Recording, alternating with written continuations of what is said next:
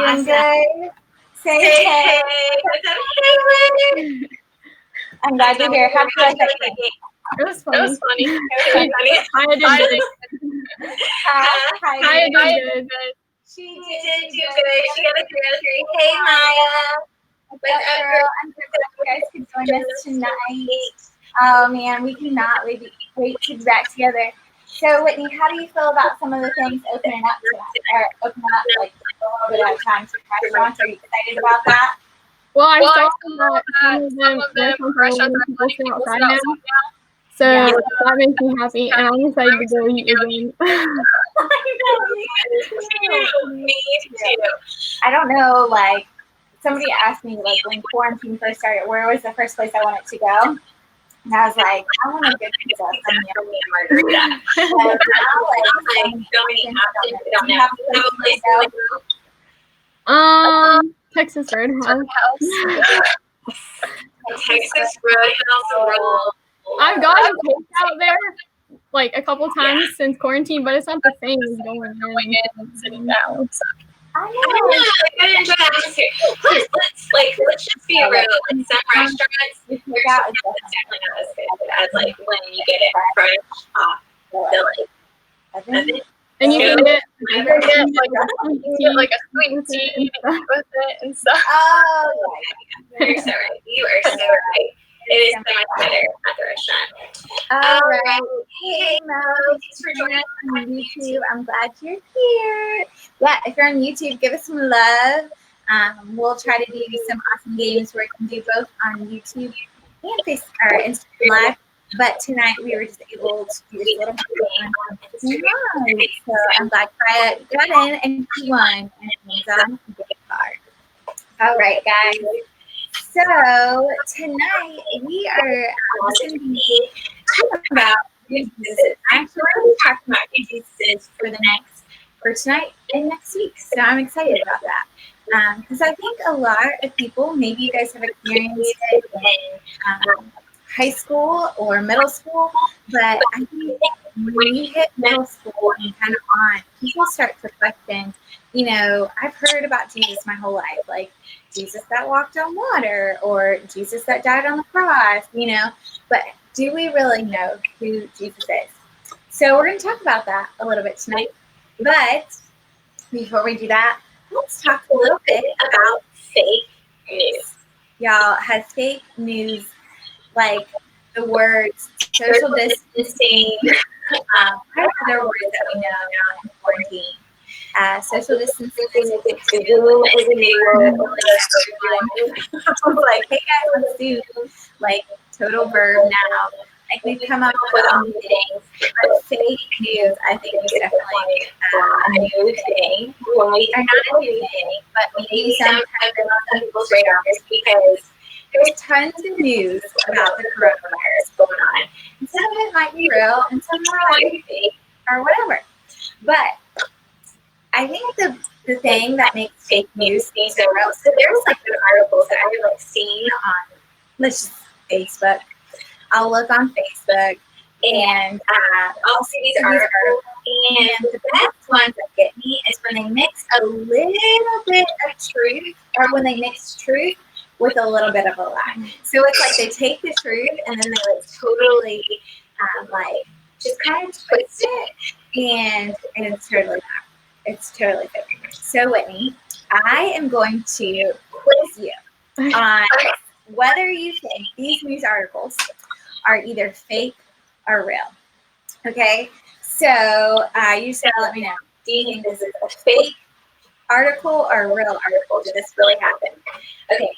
Boeing, which is an airplane, CEO admits company made a mistake by including automatic self-destruct function on all 737 MAX airplanes.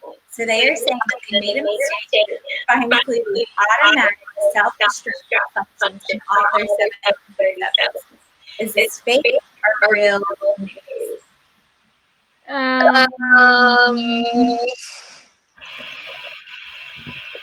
Let's go with fake. Yes, fake news. That would be crazy. I'm like, what airplane would want to have self-destruct? But whatever. All right. Next one. Okay. Bear breaks into car and drives down a hill in Colorado. Well, that sounds like something that would happen in Colorado. So, Yes, that did happen in Colorado. Real. It did happen. You're doing pretty good. You picked out the truth. I'm impressed. All right, let's see. Okay, Gillette, which is a razor company, recalls razors because they're too sharp. real. Yes, you got it. Look at you. I am impressed. All right.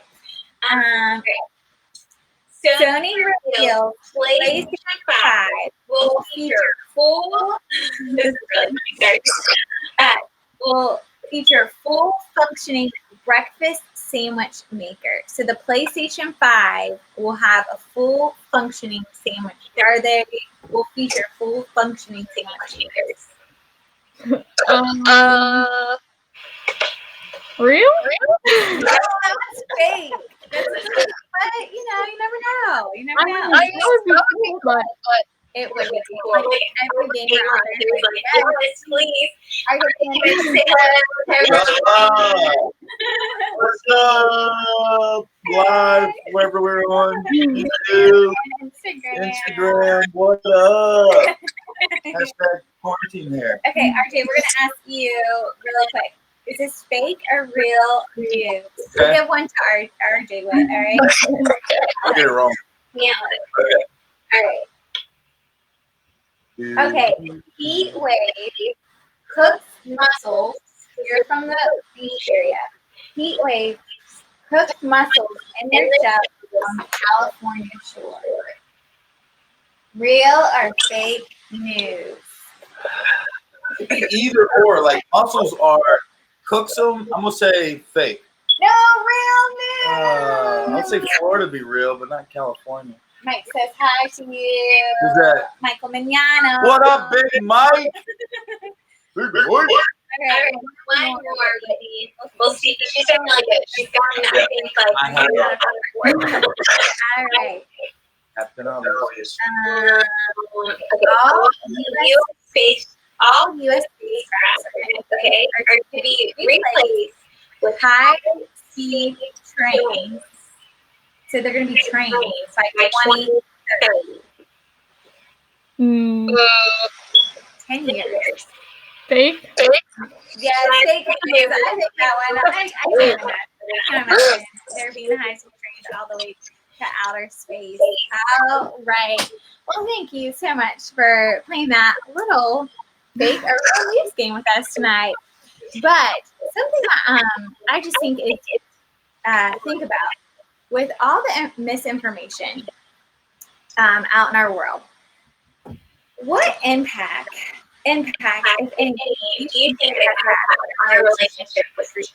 How do you think it might affect people's ability to believe in truth? And I don't know if you felt this way, but when you're like, with coronavirus happening, with when like crazy things happen in the world, and all of a sudden, like we're like seeing things in Snapchat and we're seeing things on Instagram, and there's just tons of like information. Some of that is like fake and it's not real, and so you have like a hard time deciphering between is it real or is it fake.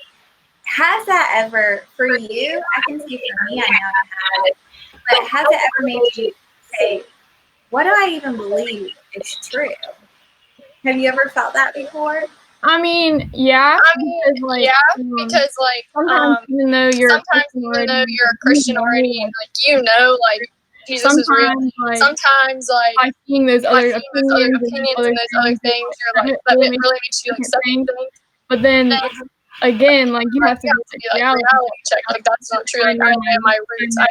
I know what's right. Right. Yeah, absolutely. I think as Christians we have something that we can base our truth on. And there's tons of people that can like send out. I mean, it's just tons of misinformation and get with our head.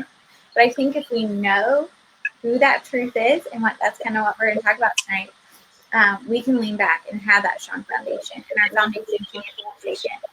So tonight I'm just going to read a scripture where Jesus said something really radical in his day. And so he was actually saying, he said this to the group of people that were following him right before he was going to get crucified on the cross. And so if you want to write this down, read it later, read it now. But John chapter 14, verses 1 through 7, this is from Jesus himself. He said, don't let your hearts be troubled. Trust in God.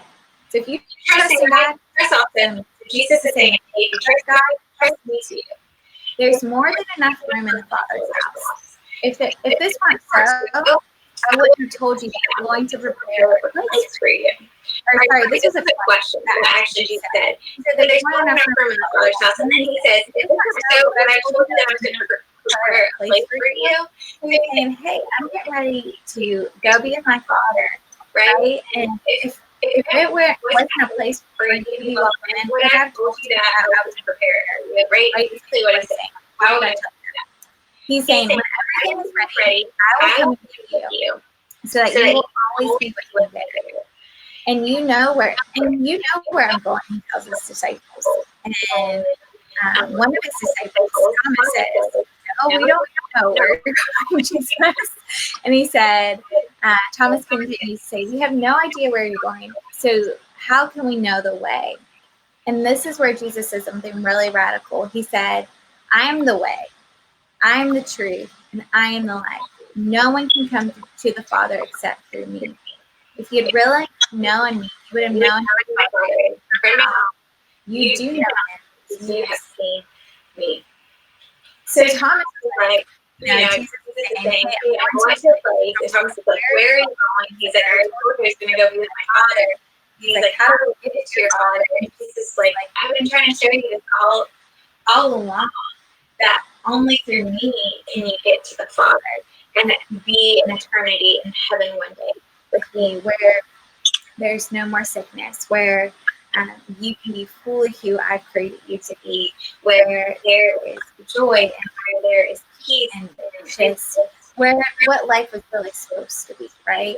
And so, sorry, stop the Bible. But yeah, so he's saying, hey, if you want a way to the Father, if you want eternity in heaven, you have to find it through me alone, and I am the way.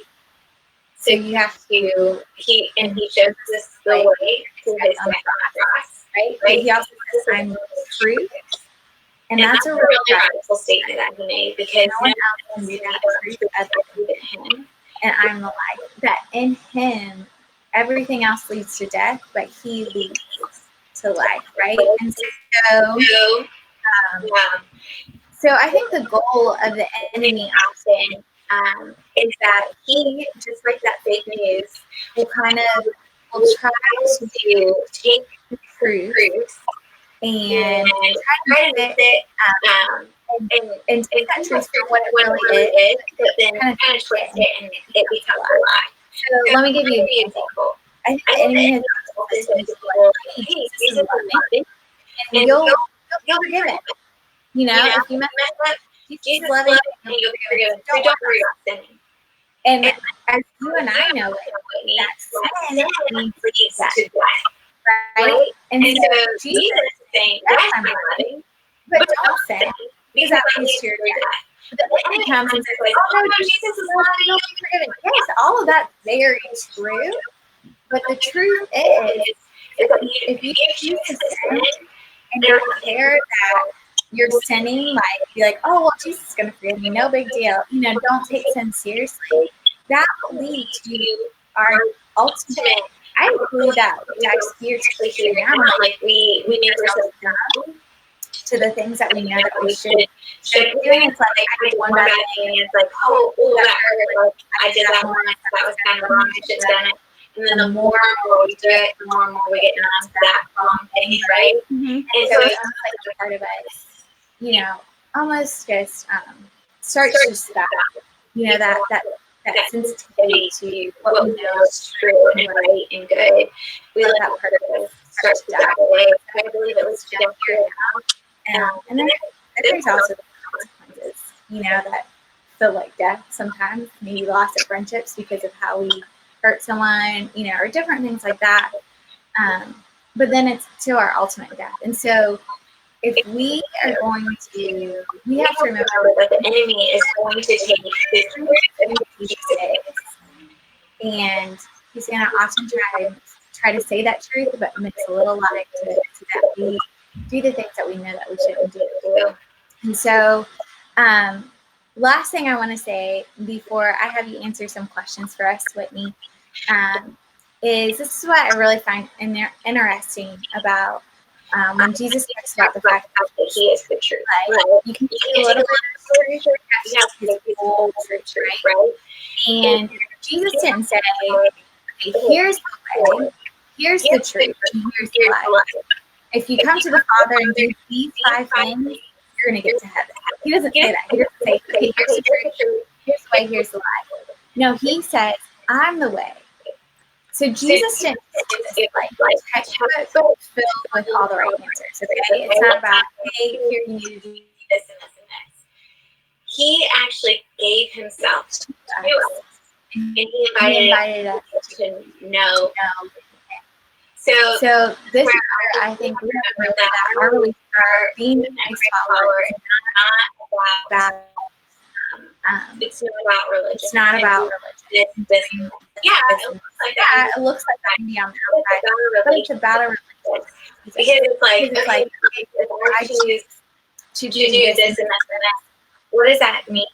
Like what does that mean for our religion? God's like, hey, if you choose to love others like how God loves you, let me show you how that becomes freedom. And it's because we get to know him, and it's through a relationship with him, and not just a list of rules that we choose to do things that ask us to do. And John says, if you love me, do things that are asked of you. Love her, not because you feel like you have to. And so it's all based on relationship. So, anyone add to that? What are you ready or some of the questions I have tonight? Yeah, I'm ready to answer the questions. Okay, awesome. Sweet. Well, okay. So fun question. If you describe yourself in one word, so Jesus was described tonight. Let me just say this. Tonight's message, Jesus is true. Okay, but if you were to describe yourself in one word, what would it be?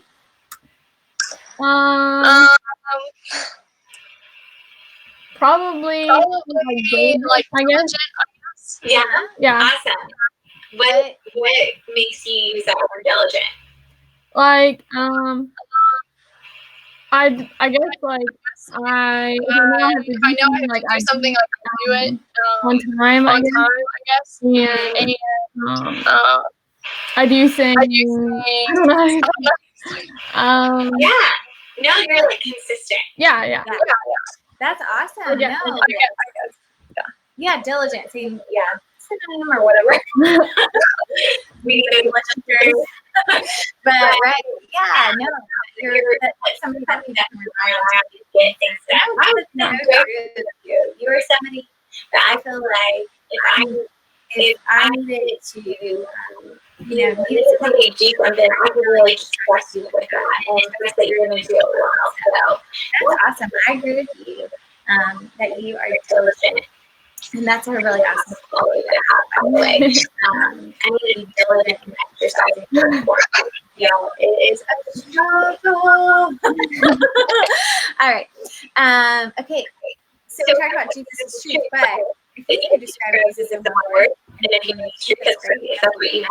But if you could describe Jesus in one word, what would it be? Probably humble. Because like someone that's humble, they're like they don't get worked up about things. I mean, if something happens, they're just like calm about it. And so like Jesus knows like we're not perfect. So when we do something wrong and we're like, okay, I know I shouldn't have done it. I'm really sorry. Like it's not gonna happen again. He doesn't he trusts you that you're going to get back on track. He's not like, okay, I'm leaving you. Like you did one bad thing. Yeah. Yeah. No, that's awesome. Yeah. Yeah, I mean, I think when I often want to take things into my own hands, I don't remember that Jesus is humble. Yeah. Because it's so easy to take truth and like put it in people's face. So he is humble and gracious to us that he's willing to say, like, hey, let me I love that quality of Jesus. Yeah. So he works for us. It's so important. Okay. So we kind of answered this before, but we got more to add. With all the fake news out there, you know, like people saying one thing about this and it's being twisted a little bit. Do you think that it affects people's ability to actually believe truth? Yeah, especially like the new generation because they're used to what's happening right now. Like even like young adults, like they're used to hearing about like on social media and things like this. things like that. They're like, I mean, they don't know. I'm sure they don't know what to believe. Like, should I be a Christian or like are these things? Like, did Jesus put the coronavirus on us? You know what I mean? Like, so I don't know. Even though I hear a lot of things like the coronavirus is like a sign of the end times. Like I heard that and like I thought that too. Like yeah, like this could be a sign because he says in Chronicles, he said whenever he holds back the rain and sends locusts, and sends a pandemic on his people, like he wants us to talk to him and like forgive us, like so he can forgive us for our sins. And he said that he's waiting for us to do that, and he'll hear us. Oh, that is good. So, I just want to say this really quick. When we are able to get back together, having you guys join me on this live or whatever, I'm just going to give you all the microphone tonight and say, y'all need to get out there and you need to preach. That is so true. And you are living that truth out. And you can relate with people, you know, your age. Yeah, I'm not far off, but yeah, I've lived, more than half, right, of most of you guys. We're not going to talk about that. But, I've had some experience, but you are right where your friends are. And, you can say to your friends, hey, like, we need to come together. I heard today, anything, if we come out of this coronavirus on the other side, my greatest hope is that we know Jesus more. And that we know him more. And I think that's something we can pray for. Pray for people that they would know Jesus more. I mean, we don't have sports. We don't have after-school activities. Yes, we have homework, but it's all done during the day, right? There's not a lot taking our time. So this time to really be able to focus on Jesus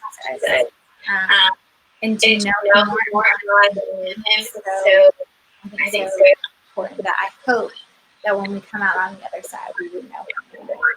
All right. Fourth question. How has truth set you free?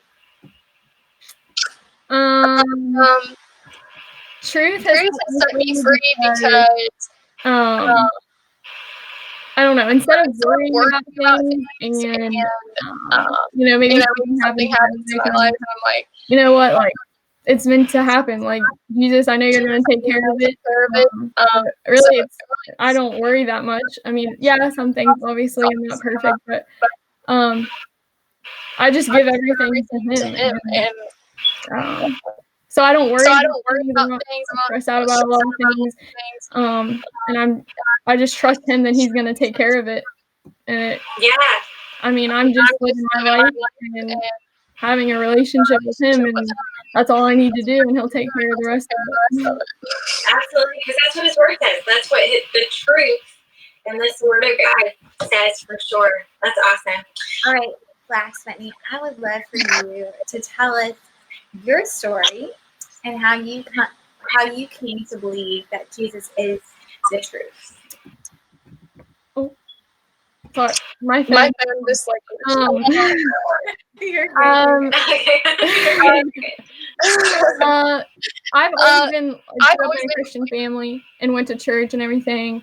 And so like all the Oh way. wait, she's buffering. We'll see. Sorry. All right, no, we're good. I think you're back. Can you hear me now? Can you hear me now? Yeah, we're good. Okay.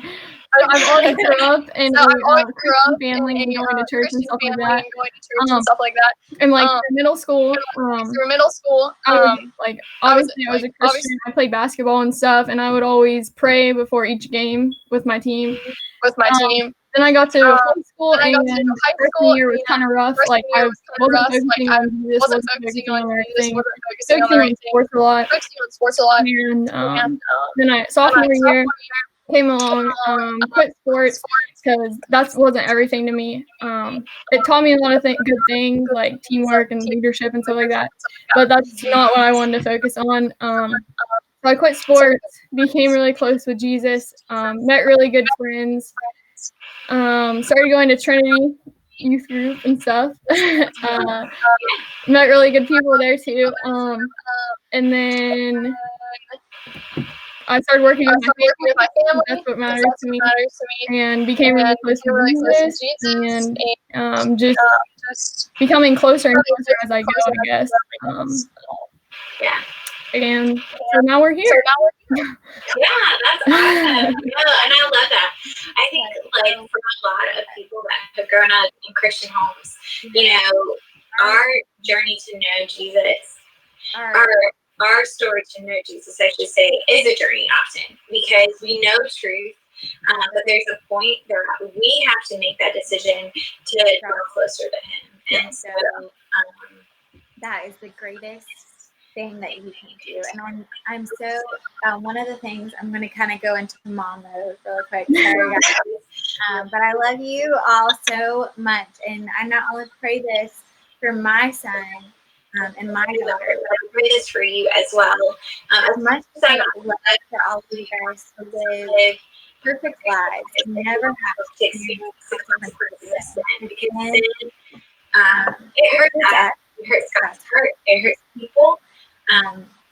And there's consequences for it. And I never want you guys to experience that. But I've lived a lot of years and I've sinned myself.